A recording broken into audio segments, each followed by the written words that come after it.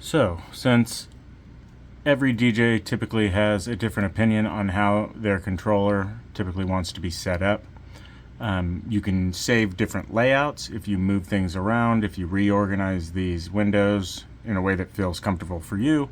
What you can do is you can go up to controller, and you can go to save or open the show. Right now I'm not going to save a specific show for myself or for a DJ or whatever, but since I opened up this master page and I programmed this, I might as well save it so we have that scene here.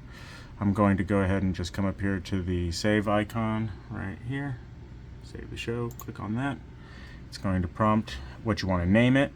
Now this right here is where if we don't do anything, it'll just overwrite the previous one, since the Heartbreakers Light Show 1 is all we have.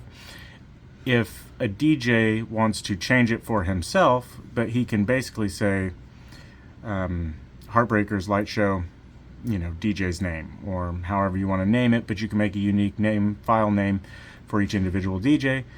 Then that way, whenever they load their particular version of it, it will load up however they configured it. This is also helpful if somebody changes things around and you want to get back to this original layout that we have here. All you really have to do is open up and reload the light show. Now I will say, if you do make a bunch of changes, save it as a different file name for yourself, and don't necessarily overwrite this show, just out of an abundance of caution that we don't lose anything. I'm going to save this version of the show on my storage as well, so in the off chance that something does happen to this, I'll be able to reload it as well. So we're going to go to save here. It's going to ask if we want to overwrite it because it already exists. I'm going to say yes. Take a second.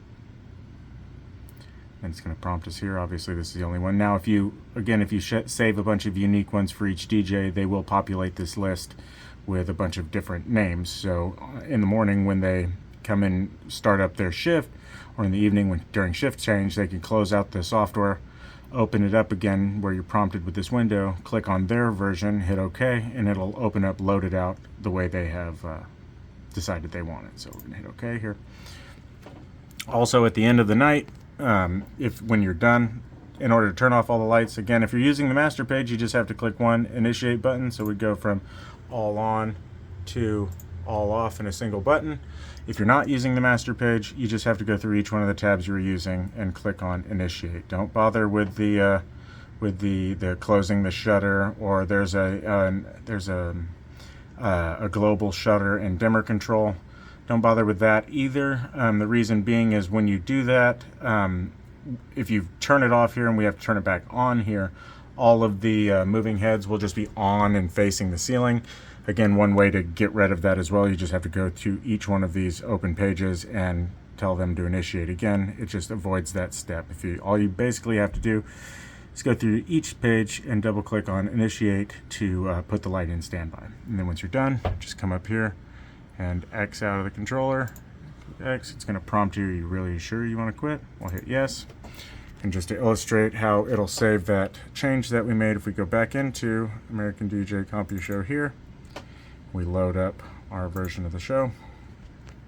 Once it prompts and we close out the audio analyzer, because that always opens, you'll see it is laid out exactly as we expected.